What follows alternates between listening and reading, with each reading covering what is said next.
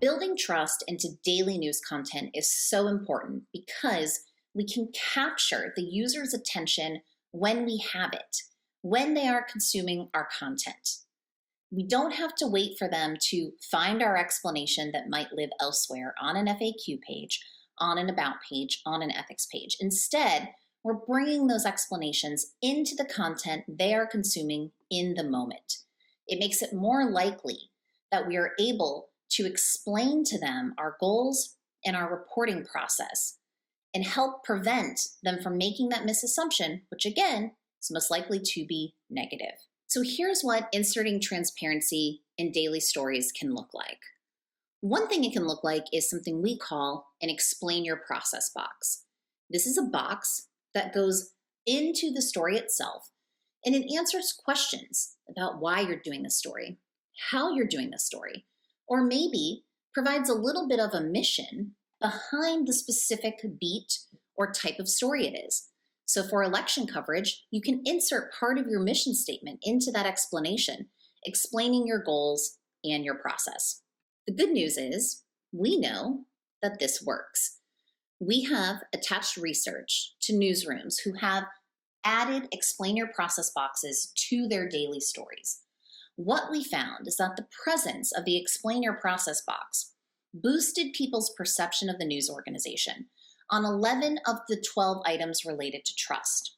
So, people who saw the explain your process box in the story, in that daily transparency, where that daily transparency was inserted, they felt that those stories were more transparent, informative, accurate, fair, reliable, credible, unbiased, trusted, had a good reputation, had integrity, and told the whole story.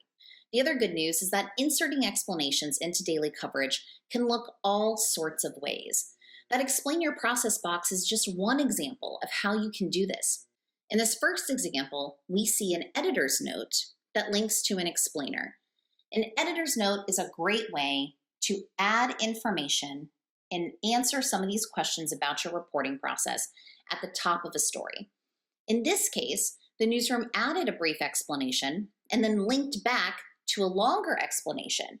This could be an explainer by itself, a behind the story message, or it also could be an FAQ page or a mission statement. Next, we have different examples of explain your process boxes. In this case, this is a shaded box that links to additional coverage on the topic. By linking to additional coverage on the topic at hand, you're providing more context and showing that this isn't the only story or angle that you're covering.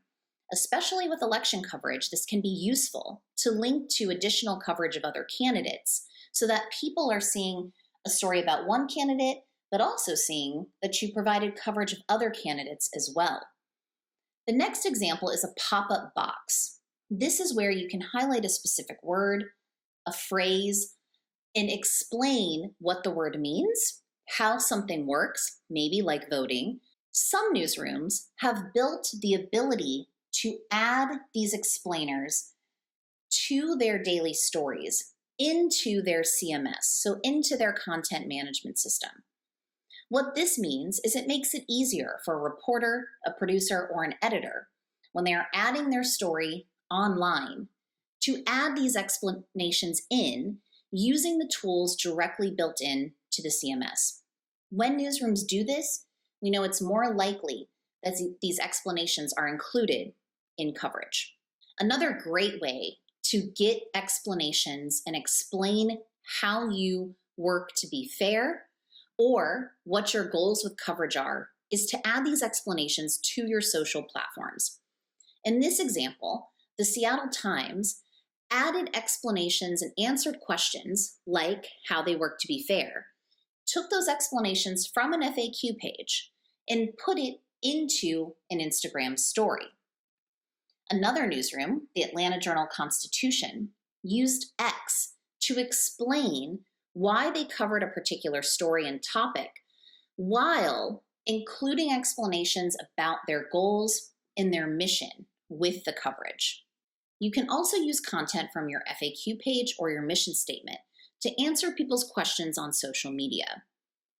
PolitiFact does that often by responding to people and linking back to their explanations about their goals, specifically in this example, how they cover political polls. By responding publicly in the comments, you are not just answering that one person, but everyone who can see the content.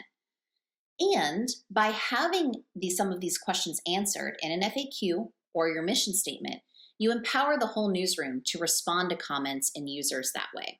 This is another example of taking an FAQ to a social platform, in this case, Instagram. You can create social cards for users to click through and get some of those explanations from your FAQ page on the social platform themselves. Remember, the goal with daily transparency is to get information to the news consumer when they are consuming your content. So you want to find ways to make doing this efficient. A couple ways to do that are to remind staff of the fact that FAQs exist and that you have some of this information already written down. This empowers them to use it and to use it often.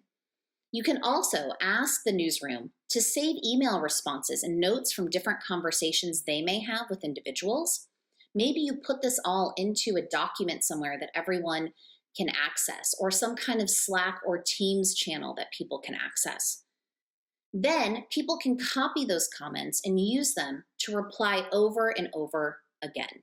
Remember, the more you're on the record, the easier it is to respond when there are questions or accusations. And the more you're on the record, the easier it's going to be to look at those accusations as an opportunity to provide information about how you do your jobs every day. It's an opportunity to share more about your mission and your values, which by doing so can help build trust. If you want more help on responding to comments and inserting content into daily transparency, we have trust kits that can help walk you through that process, provide more newsroom examples of how other newsrooms are doing this, and more tips. We also have a weekly newsletter that provides tips on transparency and engagement, both in your election coverage and in all of your other coverage.